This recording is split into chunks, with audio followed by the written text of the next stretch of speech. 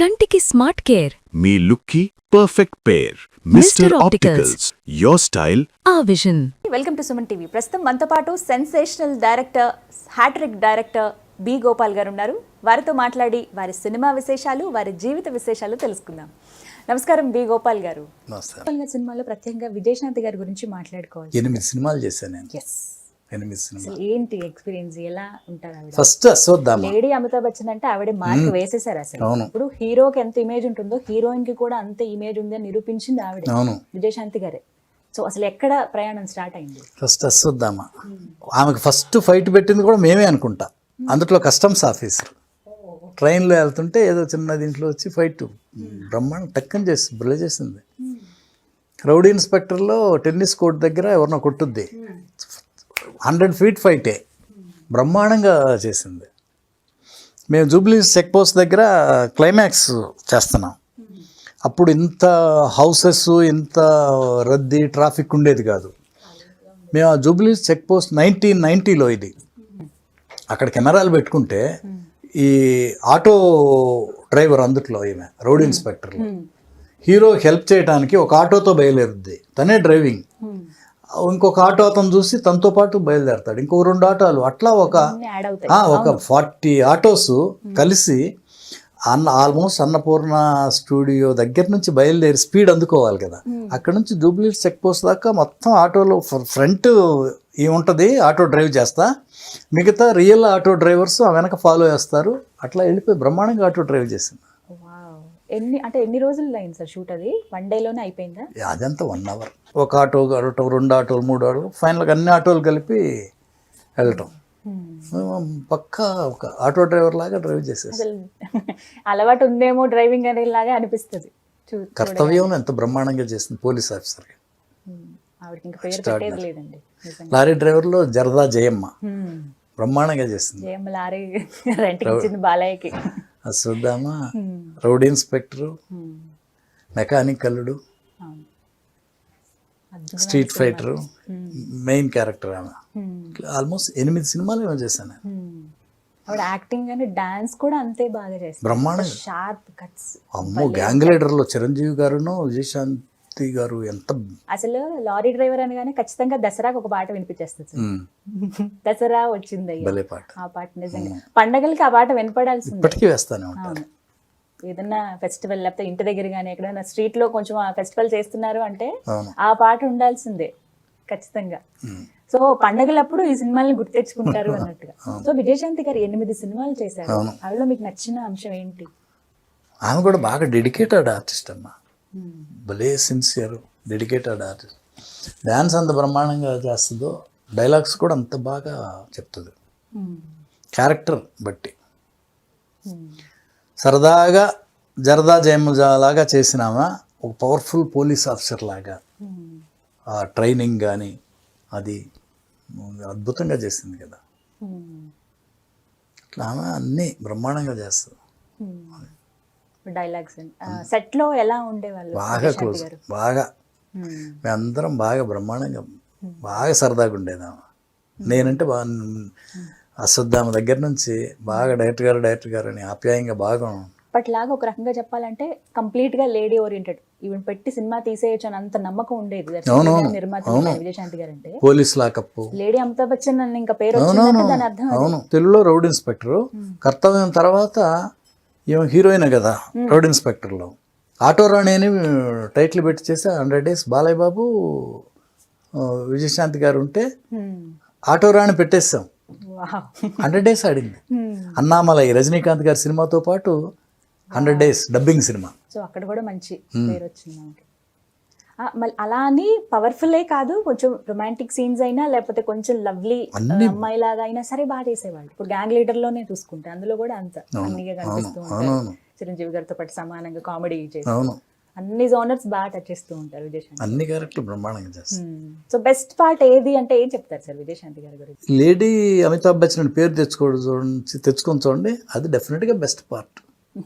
ఒక heroine lady అయ్యండి అమితాబ్ బచ్చన్ గారు అంటే ఎక్కడ అంటే పవర్. అమితాబ్ బచ్చన్ గారు అంటే అది ఆమె తెచ్చుకుందంటే చేసినవన్నీ లవబుల్ సాంగ్స్ అన్నీ అంత బ్రహ్మాండంగా తెచ్చుకుందో.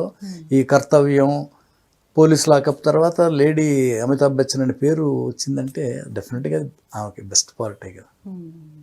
ఎస్, ఇంకా యంగ్ హీరోస్తో కూడా మీరు సినిమాలు చేస్తూ వచ్చారండి. ఫస్ట్ మహేష్ బాబు గారితో వంశీ, నమ్రత. ఎలా సార్ ఆ కాంబినేషన్ ఎలా సెట్ అయింది అసలు? ఫస్ట్ ఎలా అనుకున్నారు నమ్రత గారిని హీరోయిన్గా ఎప్పుడు అనుకున్నారు? అదే అనుకున్న సబ్జెక్ట్ అనుకున్న తర్వాత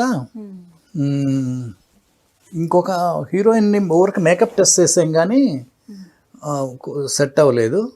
తర్వాత నమ్రత అనుకున్నాం, ఇక తనే హీరోయిన్. పెళ్లి కూడా కుదిరిపోయింది అక్కడే అసలు ఫస్ట్ మా సినిమాలోనే. ఇప్పటికి తలుచుకుంటారా వంశీ సినిమానే కారణం, బి గోపాల్ గారే కారణం అని అనుకుంటారా? ఇప్పుడు మాట్లాడతారా ఎప్పుడన్నా కలిసినప్పుడు? వంశీ మూవీకి సంబంధించి బెస్ట్ ఎక్స్పీరియన్స్ ఏంటి సార్? న్యూజిలాండ్, ఆస్ట్రేలియాలో ఆల్మోస్ట్ 40 days షూటింగ్ చేసాం, సాంగ్స్ ప్లస్ సీన్స్ కలిపి. మహేష్, నమ్రత, బ్రహ్మానందం గారు, ఆలీ, వేణుమాధవ్ వీళ్ళందరూ ఉన్నారు. ఆక్లాండ్ నుంచి వెల్లింగ్టన్ వరకు ట్రైన్ బుక్ చేసుకున్నాం. అంటే ఒక ట్రైన్లో ఒక కంపార్ట్మెంట్ మాకు బుక్ చేసుకున్నాం సీన్స్ ట్రైన్లో. వెళ్తా పర్మిషన్లు ఏమి లేవు అక్కడ. మెయిన్ ట్రైన్ గార్డ్ ఉంటారు కదా, ఆయన రిక్వెస్ట్ చేసుకొని ఒక 10 నిమిషాలు ఆపుకొని ఆ 10 నిమిషాల్లో టక్ టక్ టక్ షార్ట్స్ లేకపోతే ఒక 20 minutes రిక్వెస్ట్ చేస్తే ఉంచేవాళ్ళు. అట్లా చేసుకుంటా వెళ్ళి వెల్లింగ్టన్ స్టేషన్ బ్రహ్మాండంగా ఉంటుంది. వెల్లింగ్టన్ స్టేషన్ అక్కడ ఒక రోజంతా సీన్స్ తీసాం. మళ్ళీ తిరిగి వస్తా మళ్ళీ సేమ్ ట్రైన్లో షూటింగ్ చేసుకుంటా అట్లా వచ్చాం. మంచి లొకేషన్స్ ఉంటాయి. న్యూజిలాండ్ అంటే బ్రహ్మాండమైన లొకేషన్. పాటలు కూడా భలే ఉంటాయి. మణిశర్మ గారు కోయిలమ్మ పాట, ఆ పాట చాలా బాగుంటుంది. ఇద్దరు పేరు అంటే పెళ్ళైన తర్వాత చూడటం వేరు, మహేష్ బాబు గారి, నమ్రత. పెళ్లికి ముందు ఇప్పుడు చూస్తూ ఉంటే ఆ సినిమా భలే అనిపిస్తూ ఉంటుంది, ఫ్రెష్ గా కనిపిస్తూ ఉంటారు ఇద్దరు. మంచి సాంగ్స్. అందులో బాగా నచ్చిన సీన్ ఏది సార్ మీకు వంశీలో? ట్రైన్లో వెళ్తా కామెడీ సీన్స్. అప్పుడు మీకు అనిపించిందా నమ్రత గారు కానీ మహేష్ కానీ కొంచెం బాగున్నారే వీళ్ళిద్దరు చూడటానికి కానీ ఏమైనా అనిపించిందా? అంటే లవ్ పెళ్ళి మాకు అసలు తెలియదు. అవునా? కానీ అప్పటికే సినిమా స్టార్ట్ అయిన తర్వాతనే లవ్ లో ఉన్నారని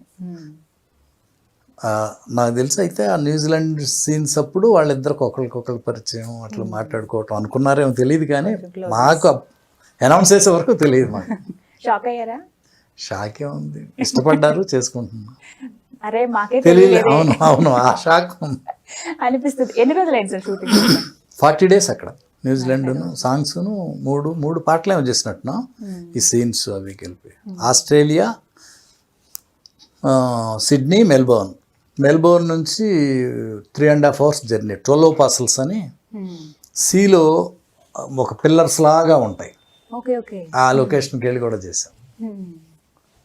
మామూలుగా వి గోపాల్ గారికి ఈ లొకేషన్స్ విషయానికి వస్తే ఇండియాలో లేకపోతే కొంచెం మనకి విలేజ్ అట్మాస్ఫియర్లో ఉన్నవి ఇష్టమా, ఫారెన్ వే ఇష్టమా మీకు? ముందంతా ఊటీ బ్రహ్మాండంగా వెళ్ళి చేసాం. కొడైకెనాల్లో చేశా, మూనార్లో చేశా. ఊటీ బాగా ఇష్టంగా వెళ్ళేవాడు అందరం ఎక్కువ. అయినా సరే కొడైకెనాల్ కలెక్టర్ గారి అబ్బాయికి, మూనార్ చేసా. అక్కడ ఒక సాంగ్, అక్కడ ఒక సాంగ్ బాగా ఇష్టం. కాశ్మీర్ ఎక్స్ట్రాడినరీ లొకేషన్, మనకి అద్భుతం. మనకి ఫారిన్ లొకేషన్ లాగా ఉంటుంది కదా, అక్కడ బాగా చేసేవాళ్ళం. ఇబ్బందుల వల్ల చేయలేకపోతున్నాం. ఇవి ఉంటే అంత త్వరగా ఫారిన్ అలవాటు పడేవాళ్ళం కాదేమో.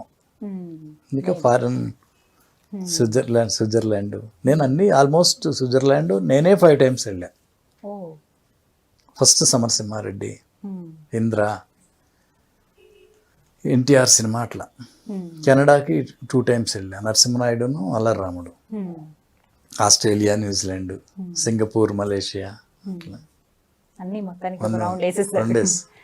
ఇక ఎన్టీఆర్, అల్లర్రాముడు ఎంత అంటే సినిమా వస్తుంది అన్నప్పుడు ఎంత హైప్ క్రియేట్ అయిందంటే, ఎందుకంటే నగ్మా లాంటి వ్యక్తి జూనియర్ ఎన్టీఆర్కి అత్తగారుగా చేస్తున్నారు, అసలు సినిమా ఒక రేంజ్లో ఉండిపోతుందని. కోజ్ మిగతా అన్ని ఎలిమెంట్స్ బాగున్నా కూడా అనుకున్నంత రీచ్ అయిందా అల్లర్రాముడు సినిమా? అంటే సూపర్ హిట్ కాదు, commercial hit. Commercial first half బాగుంటుంది, సెకండ్ హాఫ్ ఇంకా అంత సెట్ అవ్వలేదు. మా ప్రొడ్యూసర్ మాత్రం బాగా డబ్బులు వచ్చినాయి, లెక్కేసుకుంటే చేతులు నొబ్బుట్టే అంత డబ్బులు వచ్చినాయి అని చెప్తాడు చంటి. నాతోనే చెప్పి 2-3 సార్లు. కమర్షియల్గా బాగా హిట్. మాకు ఇందిరాకిను అల్లరి రాముడికి 2 weeks గ్యాప్ ఉండాల్సి ఉంది, 1 week అయింది. మాకేదో ఆడియో ప్రాబ్లం వచ్చింది.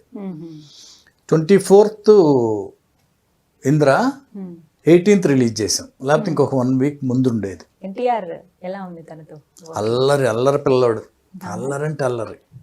2 సినిమాలు అటు నరసింహుడు కూడా. అల్లరుడు very good artist, very good dancer. ఎంత అల్లరి చేస్తాడో, యాక్టర్గా అంత ఎక్స్ట్రాడినరీ ఆర్టిస్ట్. మీకు ఒక రికార్డ్ కూడా వచ్చేసింది. తాతగారితో చేశారు, అబ్బాయితో చేశారు, మనవడితో కూడా.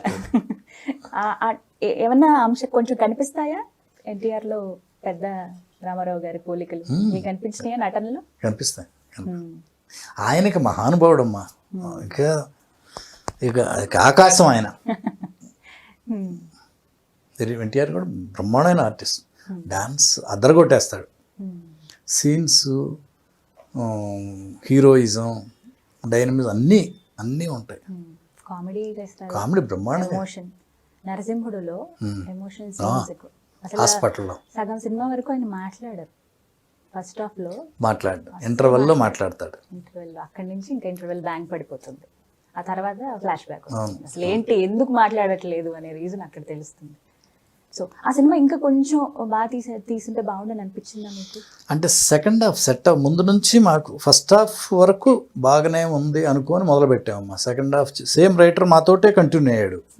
సెకండ్ హాఫ్ బాగా చేసుకుందా. సెకండ్ హాఫ్ చూస్తే నచ్చలా మాకు, as it is Kannada cinema అది. ఫస్ట్ హాఫ్ వరకు బాగుంది అనుకున్నాం అందరం, ప్రొడ్యూసరు, మేము, ఎన్టీఆర్. సెకండ్ హాఫ్ నేను డెఫినెట్గా బాగలేదు అని అనుకుంటానే, బాగా రైటర్ ఉన్నాడు చేస్తాం అంటే అంతకుముందు సబ్జెక్టులు అనుకున్నాం కానీ బాగుండి బాగలేక వదిలిపెట్టాం. ఇది బాగా చేసుకోవచ్చులే, ఫస్ట్ హాఫ్ దొరికింది, సెకండ్ హాఫ్ బాగా చేసుకోవచ్చు వస్తుంది అనుకున్నాం కానీ ఇంకా కాంప్రమైజ్ అయ్యి చేసినట్టే. ఎక్స్పెక్ట్ చేశారా రిజల్ట్ ఇట్లా ఉంటుంది? సెకండ్ హాఫ్ బాగా భయం ఉండింది, ఇంకేమి చేయలేకపోయినా. ఫస్ట్ హాఫ్లో ఒక ఎక్స్ట్రాడినరీ ఫైట్ ఉండిందమ్మా, ఒరిజినల్గా ఎక్స్ట్రాడినరీ ఫైట్. అవును, అద్భుతమైన ఫైట్. అది మాది అంత బాగా రాలా ఆ ఫైట్ కూడా. రియల్, మళ్ళా వాళ్ళు రియల్ బస్ స్టాండ్లో తీశారు, మేము రియల్ బస్ స్టాండ్లో తీసాం ఇక్కడ. అవును, ఫస్ట్ లో అదేమో ఎక్స్ట్రాడినరీ, మాది ఎందుకునో బాగా రాలా, నాకే నచ్చలా. చూసినప్పుడు మాట్లాడుకొని డిస్కస్ చేసుకున్నాక ఇంకేమి చేయలేని పరిస్థితి వచ్చేసింది. జనరల్గా మాకు దొరికితే దాన్ని ఇంకా హైలైట్ చేస్తాను నా సినిమాల్లో.